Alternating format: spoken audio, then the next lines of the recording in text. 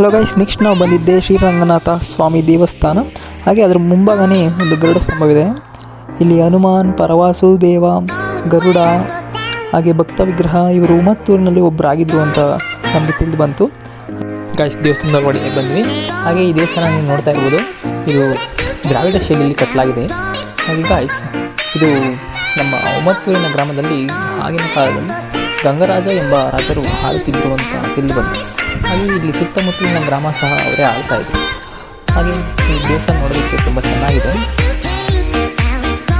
ನಮ್ಮ ಉಮ್ಮತ್ತೂರು ಸುಮಾರು 11ನೇ ಶತಮಾನದಲ್ಲಿತ್ತು ಅನ್ನೋದಕ್ಕೆ ಸಹ ಸಾಕ್ಷಿ ಈ ದೇವಸ್ಥಾನ ಆಗಿದೆ ಗೈಸ್.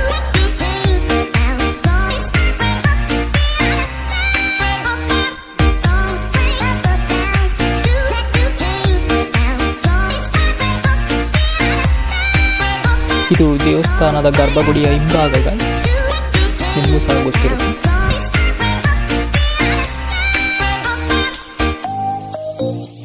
ಗೈಸ್, ಇಲ್ಲಿ ಒಂದು ಲಿಂಗ ಸಹ ಇತ್ತು, ಬಟ್ ಇದೇನಂತ ಅಷ್ಟೊಂದಾಗಿ ತಿಳಿಲಿಲ್ಲ.